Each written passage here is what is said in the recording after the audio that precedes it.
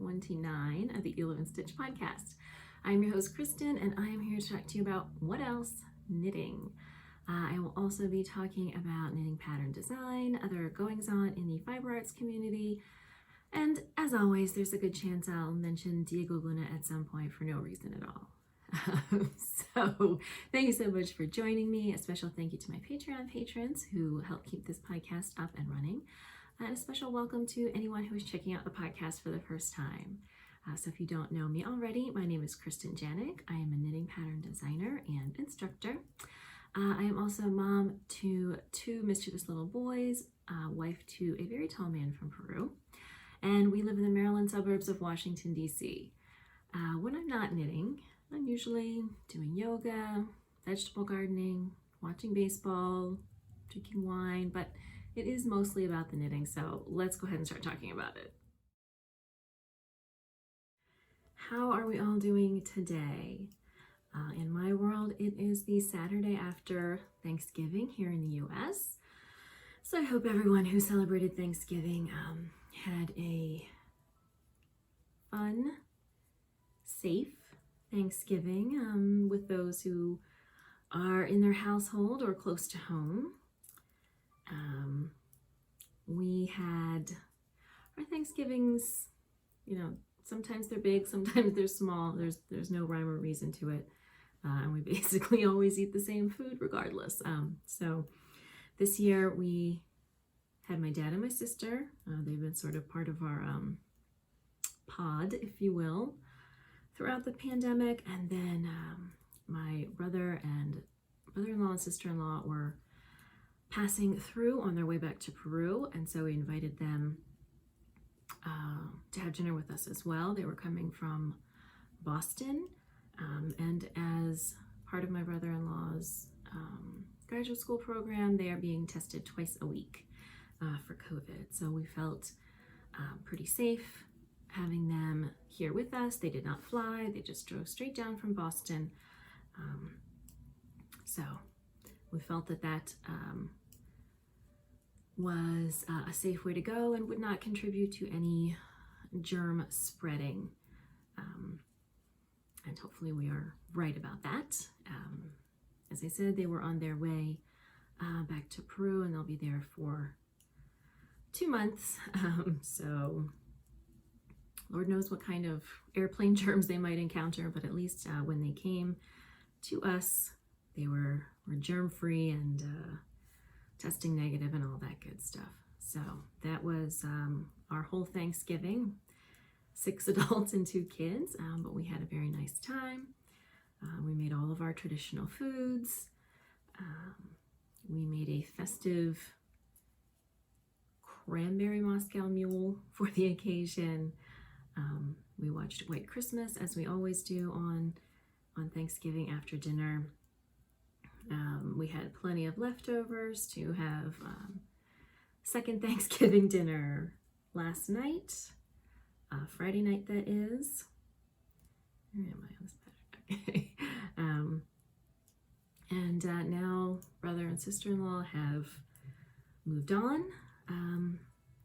So our house is back to just the 4 of us again. And we'll be remaining that way for the foreseeable future. Of course, we have Christmas coming up. Again, we'll just be celebrating with my dad and sister. As far as I know, that is the plan. We have all continued to remain safe and COVID-free, and hopefully that will remain the same as well. So I hope you also had a small but festive Thanksgiving and lots of good food and had lots to be thankful for. And now we are full swing into our Christmas season. I have not gotten out the decorations yet, but that is on the list for tomorrow. So I am already listening to Christmas music. I don't know if you can hear it sort of in the background. But Christmas has always been a favorite time of year for me, and certainly we need the festivity this year, especially. The kids are already very excited. Ollie insisted on wearing his Christmas pajamas last night. he was very excited about that. He only wants to listen to Jingle Bell Rock. It's the only song he wants to listen to, and I have absolutely no idea why. It just seems to be a favorite for him. So, you know, fortunately we can just tell Alexa to play it, but I really don't want to listen to Jingle Bell Rock for the next 30 days. So hopefully he will branch out a little more in the near future. So yeah, decorations are going to be tomorrow. I haven't really started shopping for anything yet. I haven't really started any Christmas gift knitting yet, mostly because I am working on finishing up the last of my designs before I retire at the end of the year. So they're all pretty well underway. I've really only got, I guess, two samples that I'm working on. I have another sample that I've sent out to a sample knitter, and that is it. So things are wrapping up. And as you can see, I have a new sweater. So let's go right on into pattern drop. Okay, for pattern drop this month, a new sweater is here. This is the long time pullover. I will go ahead and pop a few of the nice professional looking photos in here.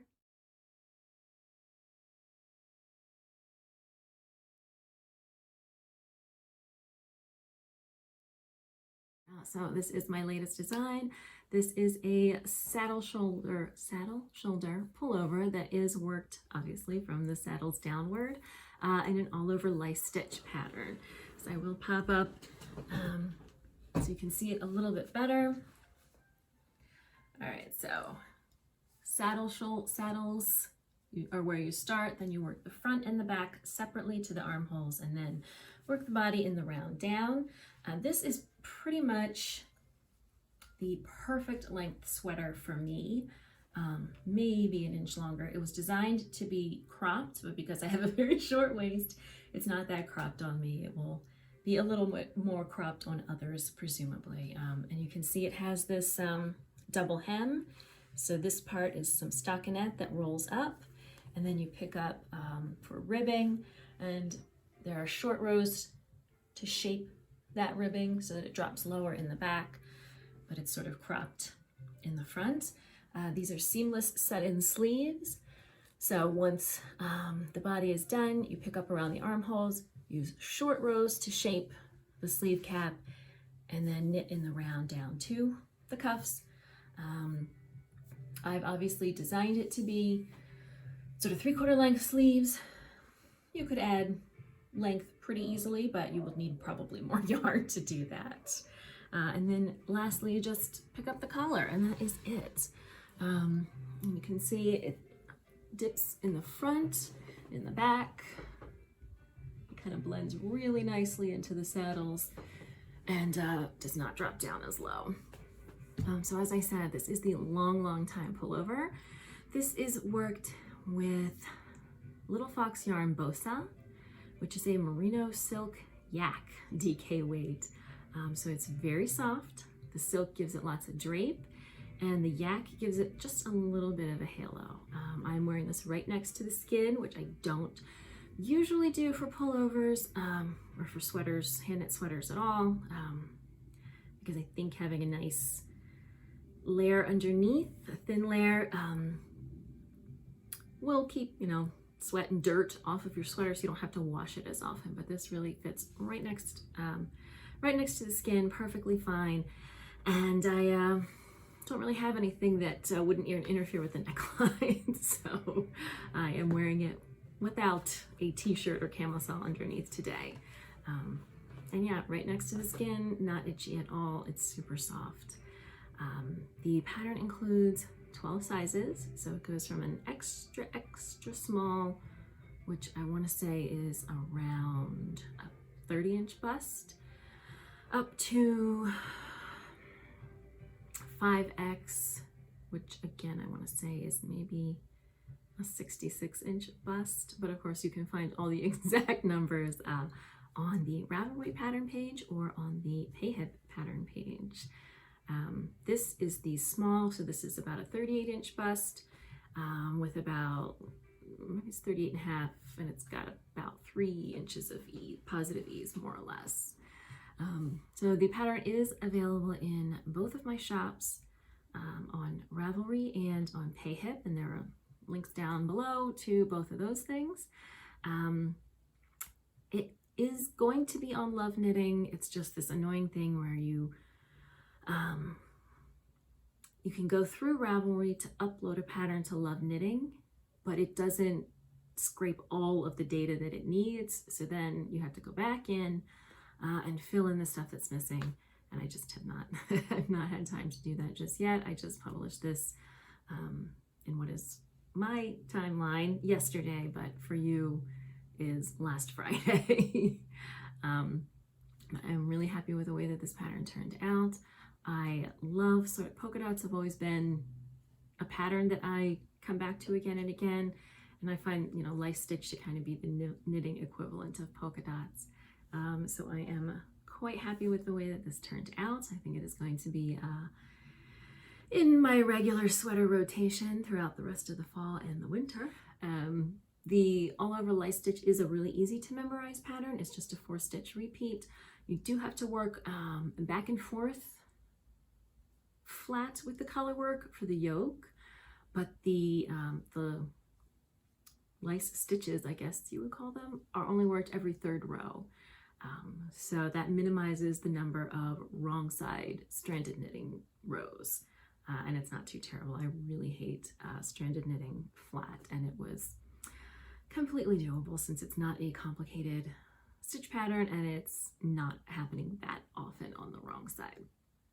I set it up that way on purpose so that, because I knew either working flat, you would have to cut your contrast color at the end of every row and take it back. If I put 3 rows in between the stitch rows, the pattern rows, or you would have to work the stranded stitches flat. I did do a bit of a Instagram stories poll, and most people weren't super opposed to the stranded colorwork flat, but people really didn't like the idea of lots of ends, so it is completely doable. And then of course the body is knit completely in the round, so once you get to that point, it is smooth sailing.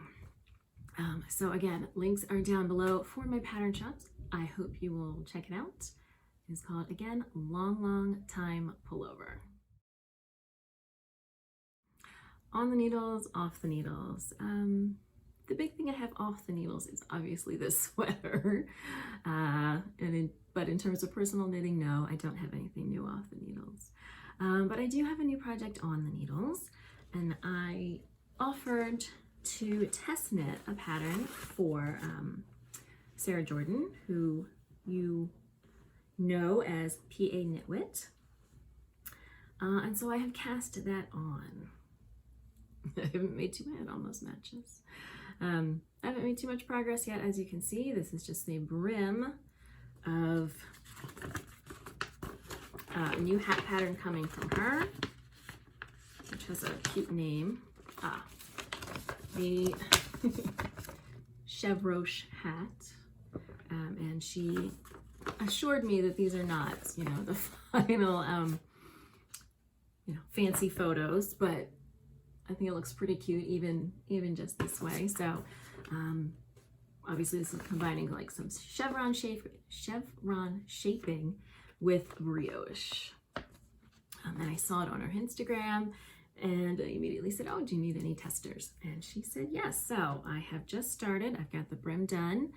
And I need to next work the setup round. I am using some yarn from Kitty Pride Fibers that I may have showed you in past episodes. So this is a worsted weight yarn in these 2 colors. I don't remember their names, but they were part of her diversity collection, I think. And I remember one of them has a really cute name. Situation Untenable, I think, and I want to say it's this one. So I don't know 100%, but I will certainly include that information in the show notes. So these are both worsted weight yarns.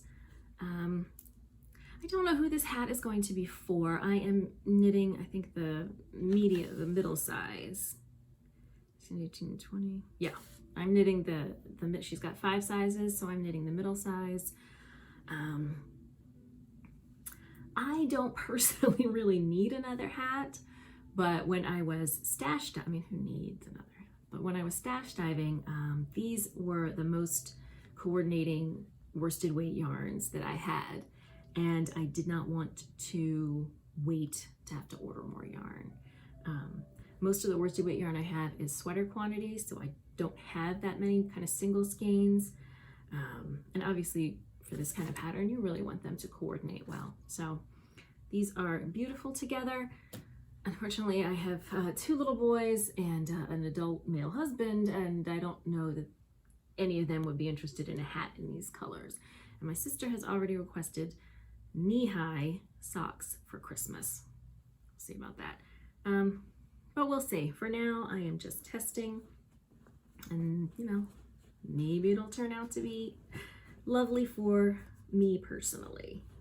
But I thought it was a really intriguing design. I love the shaping.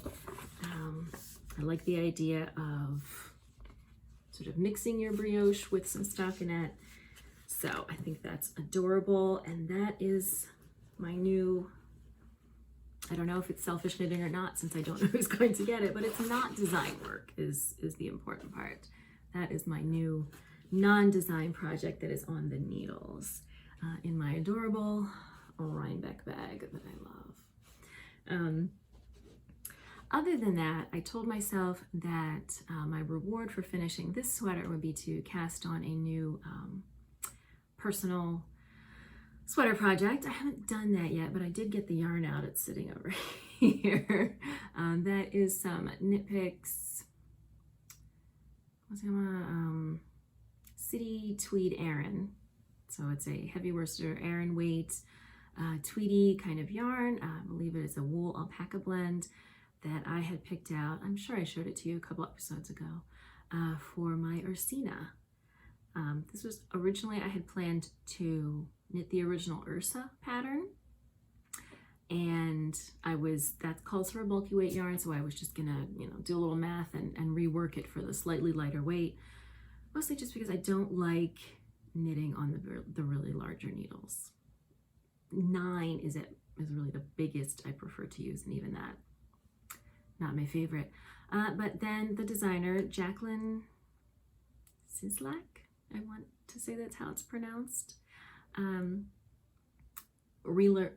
released the Ursina pattern, and I'm going to go ahead and pop that in here. So this is a new version of her Ursa sweater, and the pattern includes both sport weight and worsted weight yarn. So I don't have to do any math on my own. I can just follow the pattern. So I am planning to cast that on very soon, maybe this evening for a little relaxed knitting time. But my big priority now, as I said, maybe, I've done this take like 3 times, so I don't remember what's going to be in the final version of this segment. My focus right now is mostly on finishing up my final design projects before I retire at the end of 2020. So with that, let's move on to Adelante. Adelante, this is where I tell you about my upcoming designs. I have 3 more designs that are going to be published independently before the end of the year. I also have 2 more designs that are going to be published by a third party. One, I'm not sure if it's going to be before the end of this year or right at the beginning of next year. And then the other one is winter 2021. So, but in terms of independent designs, I just have 3 more. And they're all kind of getting bunched together here in December, but I guess that's okay. So I can show you some of the work I'm doing. My very last sweater, I showed you a bit of this in the last episode, so it still kind of looks like an amorphous blob, but I am almost ready to divide for the body and sleeves. So this is a top-down raglan. that is going to have a colorwork design at the bottom, right above the hips. And the shaping for this one is that it's going to have, the body's going to have an A-line shape, and the sleeves are also going to bell outward. So it's sort of a, I guess maybe kind of 60s inspired. Apparently that's my thing, is channeling bygone eras. So this is going to be published on the very last day of the year. So this will be officially my very last pattern that I publish independently before I retire. And then just as a reminder, retire means I am not going to be publishing any new patterns independently. I will still be maintaining my shop. I will still be re-releasing patterns that were previously exclusive to a third party, like a yarn company or a magazine. I will re-release those when the time comes, but no new independent patterns from me. The existing patterns will still be available, but this is going to be the last one. So as I said, I'm just about ready to split for the body and the sleeves. And all of the really fun stuff for this is sort of below the waistline, so it doesn't look very interesting yet. I can show you the colors. So this is Stonewall Delaine Merino, which is a sport weight, and it uses 3 colors. So I may have showed these off before. I don't remember their names offhand. I want to say this is Rosehip, Hawthorn, and Hearth. So this is, it looks kind of black. It's really like a very dark brown. And the patterning, let's see, do I have a copy of the pattern in here? No, I don't. I thought I had printed it out. I thought I had printed out my draft anyway, but I know it's right here. Ooh. So this is the pattern that is going to be at the bottom. So you can see this is a Argyle style pattern that is going to run around the bottom hem. And that is all the fun stuff. So again, that is a sport weight yarn, and the pattern will use 3 colors of that. The other thing that I am working on is a kid's version of the Umo Margot sweater. So you might recall this is a garter weight, a garter stitch sweater that is worked side to side from the back. So you start with a provisional cast on down sort of the spine, and then the sweater wraps around to the front. So the kids version has a couple of differences. It has little pockets. Kids, you know, they're always accumulating junk, and actually one of the things I wish I had done with the original Umo Margot was add pockets, but I didn't. So it's going to have pockets, and we'll also have optional toggle buttons on the front. So there are no buttons or any kind of closure on the front for Umo Margot. You could certainly add them if you wanted to, but personally I almost never button my cardigans. But for kids, their clothes always seem to be, you know, hanging off and sliding off because they're running around. So I thought buttons might be a little more helpful. But they are toggle style buttons, which means you're just going to create a loop of I-cord and attach it to the front edge, and attach the toggle opposite so it can easily be done afterward. You can knit the whole sweater, and then if you decide you want to add them, you can do it, or you can leave them off. So this is the size 8. I'm knitting this for my older son. So I am doing a gradient version, which is like the original adult Umo Margot sample. I don't know if you can see, it sort of starts with this Latvian braid here. So I'm doing a gradient version for the size 8. And my lovely sample knitter Susan has knit a size 6. These are obviously the sizes of my children who will be modeling this sweater.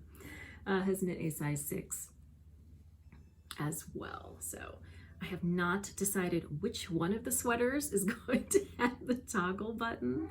I'm not going to put them on both, but she has helpfully marked off where they should be so that if I decide this is where they're going to be attached, that's all set up. So you can see it's basically the same design as the adults, but with these little pockets here for little hands and pockets are knit in a lighter weight yarn. Otherwise they get too heavy, they start to hang down, and it can be hard to pick them up. So she did a wonderful job. This sample, the size 6, is obviously not a gradient version. This is just a single color. So this uses Green Mountain Spinnery Music, which is a heavy DK weight. So this is the one that will be modeled by Ollie, my 6-year-old. And the other one is underway. The pattern is done. It has been tech edited. I just need to finish the sample, and then I can take some photos of my kids and launch that. Mid-December is probably what we're looking at for that. And then the last design, I designed a wrap for Forbidden Fiber Company's Harry Potter Advent Calendar. And so I committed to this project before a lot of things became apparent. Most importantly, J.K. Rowling's sort of abhorrent positions on transgender men and women. So, I committed to the project, and I definitely wanted to see it through. But certainly I don't subscribe to her views in any way. On the other hand, it's, I think it's tricky because Harry Potter has become such a part of sort of the modern pop culture. So I don't know if, expecting people to just abandon it because the author has these terrible views. I don't know if that's really something to advocate for or not, because at this point, Harry Potter is really kind of taken on a life of its own. Certainly, we don't want to be putting any more money in J.K. Rowling's pocket. But she, at the same time, created this sort of magical universe that adults and kids alike have really come to appreciate. So I think it's a, sorry, the dog. So I think it's a complicated issue. I'm happy to hear what others feel about it. So for me, JJ is currently reading the books. We're currently on the 5th book. And I'm not going to sort of at this point take that away from him. When he is old enough to understand the issues, I think that's an issue. That's a decision he can make for himself. And I enjoy Harry Potter as well. So I designed this wrap, and I'm currently have sent it off to a sample knitter who is making a new version for me, a non-Harry Potter themed version in some different yarn. And whenever that gets back to me, I will take the pictures and publish the pattern independently. As I understand it, for Leanne's club, everyone has already received the pattern that they got with their advent calendars, but since they haven't opened the advent calendar yarns yet, they've got a black and white version to look at so it doesn't spoil the colors. So I'm gonna go ahead and publish a separate version in new colors, so that the people that have the advent calendars, the colors will not be spoiled for them. And hopefully everybody ends up happy. And so what this pattern is called the Metamorph Magus wrap. And if you are not familiar with Harry Potter, a Metamorph Magus is someone who can change their appearance at will. And so the one in the book is Tonks, who first appears in the 5th book. So, she can change her hair color, she can change her face, and she can all kinds of weird things. But I found in Harry Potter, there's a lot of themes that revolve around changing. Students grow up into adults or kids grow up into adults, and students become teachers, and there's polyjuice potion that makes you turn into a different person, and there are animagi, whatever, that can change into animals. And so that is when I went with the theme of Metamorph Magus, despite J.K. Rowling's views. You know, people grow and change and they become who they are, and it's not for us to decide who is what, basically. And when that pattern is published, $1 from every sale is going to go to the Trevor Project. I will include a link down below. They offer services to LGBTQ youth throughout the US. So that pattern is coming, and basically is going to be published whenever it arrives. That is a mini skein wrap. It is designed for 12 colors. The new sample is being done in Knit Picks Stroll Fingering, I want to say, but again, we'll include that information in the show notes. They sell mini skein sets of this on their website, and I want to say they come in sets of 5. So because it uses 12, I ended up having to buy 3 sets. But I'm sure there are other ways around that. You know, it's a great project for leftovers, and I will obviously tell you all much more about it when the pattern is finally published. So those are, like I'm rambling, those are the last 3 designs that are coming before the end of the year from Maybe Better Wanted Designs. For events in this episode, we have 2 sort of virtual events going on right now, and that is the Indie Design Gift Along and then the Fasten Off Yarn Along. So Fasten Off is the event that I attempted to explain a little bit in the last episode, but I just hadn't done quite enough research and reading up to give you guys a good a good idea of the event.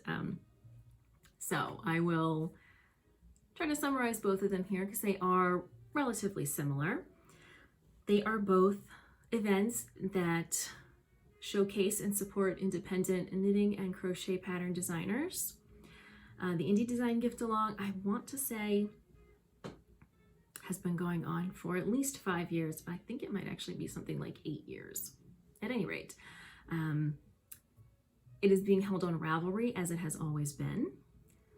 Unfortunately, Ravelry is no longer accessible to many members of our community, and so for that reason, the Fasten Off Yarn Along was developed to hopefully be a very inclusive alternative for those who either can't participate in the gift along or don't want to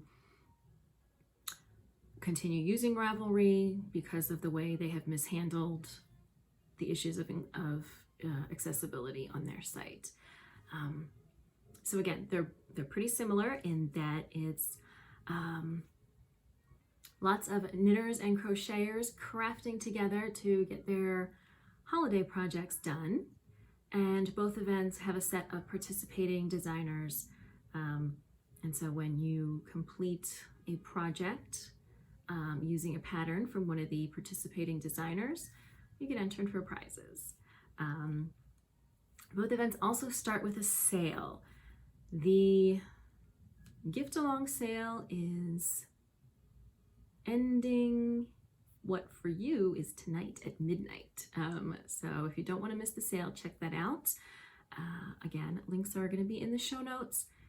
25% off of a set of up to 20 patterns from the participating designers with code GIFTALONG2020. The Fasten Off sale runs, I believe, through December 5th. So you have a little bit more time for that. And that is, again, 25% off a selection of patterns from participating designers with code FO2020. Designers who are participating in Fasten Off have to be offering their patterns somewhere other than Ravelry. So for me, my patterns are on PayHip. If you are participating in Fast and Off, my patterns are also obviously are on Ravelry, but my gift along patterns, if you are trying to participate in the gift along, but you're doing kind of the Instagram thing, you're trying to avoid Ravelry, you can also get those same patterns in my Pay Hip shop. But the sale is not, the most important part.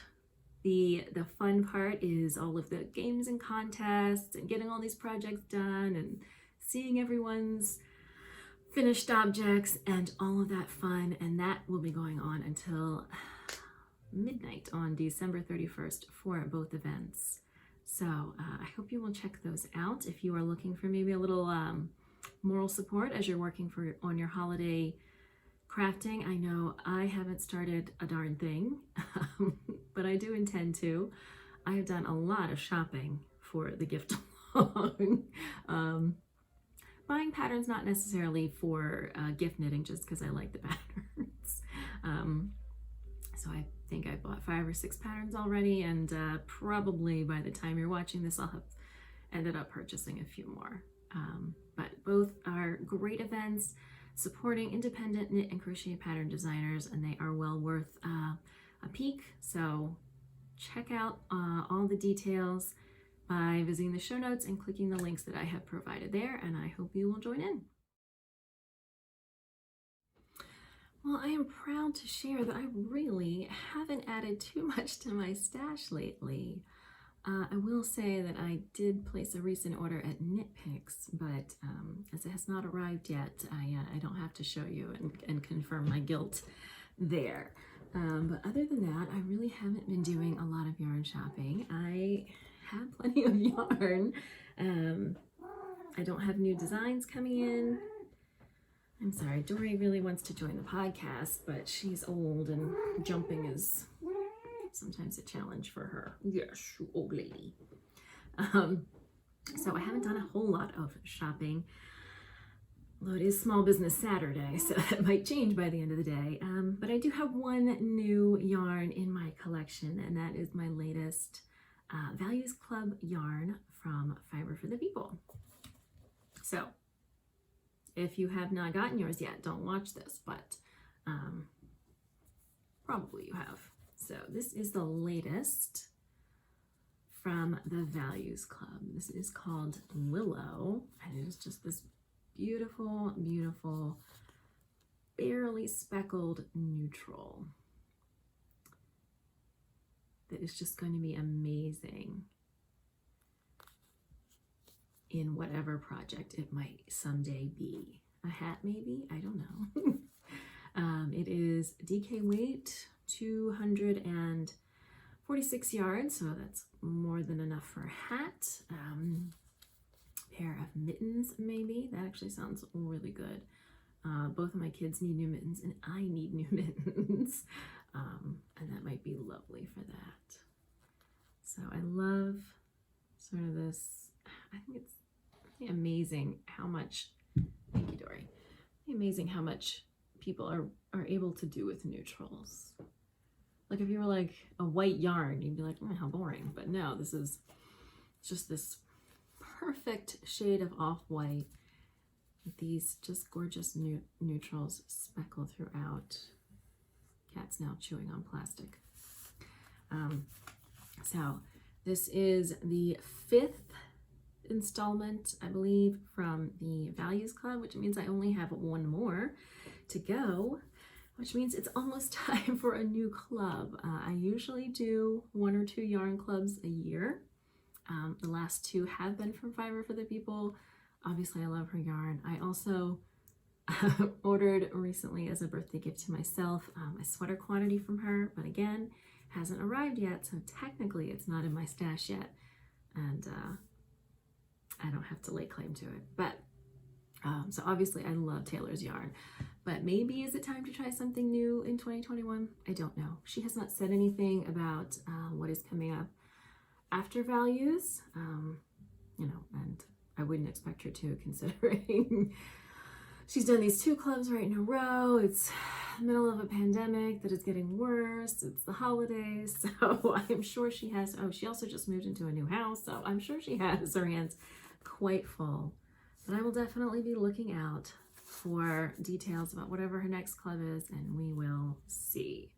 So, just one in this episode added to my stash, technically. All right, and that is everything I have for you in this episode. Thank you so much for joining me for episode 29. You can find links to everything that I talked about in the show notes at mediaperuana.com/hiloandstitch. Thank you again to my Patreon patrons for supporting the podcast and supporting Media Peruana Designs. If you are interested in supporting the podcast and getting some fun perks and freebies and behind the scenes looks, you can find more information about that at patreon.com/mediaperuana. Here on YouTube, if you enjoyed this episode, I hope you will like, comment, share, definitely subscribe to the channel. All of those things will help expand the reach of the podcast, as well as all those free knitting tutorials that are here on the channel. If you're looking for me on social media, you can find me on Instagram and Ravelry as Media Peruana, and I will see you next time.